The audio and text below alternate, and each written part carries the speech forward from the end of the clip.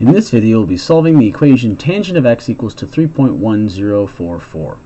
The first thing to note about this particular equation is that it is definitely not a value that we can recognize on the unit circle. There will be occasions where this will occur, where we cannot clearly identify on the unit circle what the angle measure is that will satisfy this equation. So instead, what we're going to have to do is we're going to have to figure out a way to get x all by itself. Now, before I do that, I'm going to go ahead and make a notation of if I had the square root of x equals to 4, what would be the goal to imagine that I get rid of that square root function? Well, we take the square of both sides. This will give me x all by itself, and I'll be left with 16. If instead I say had x cubed equals to 27, again, the goal would be to get x cubed out of there. What is the inverse of a cubic? Well, that is the cube root.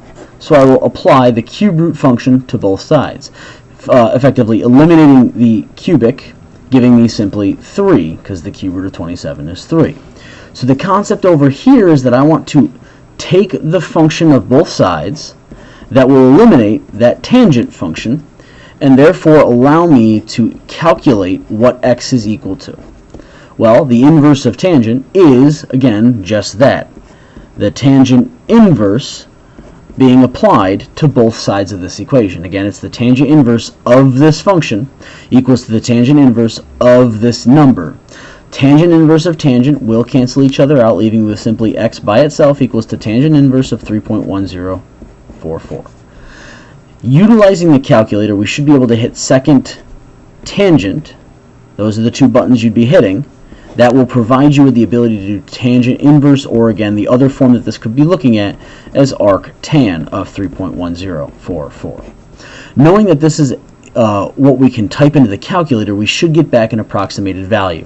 That value is currently not in front of me. However, by plugging in again second tangent of 3.1044, you should be able to provide yourself an approximated answer to, in this case, 4 decimal places.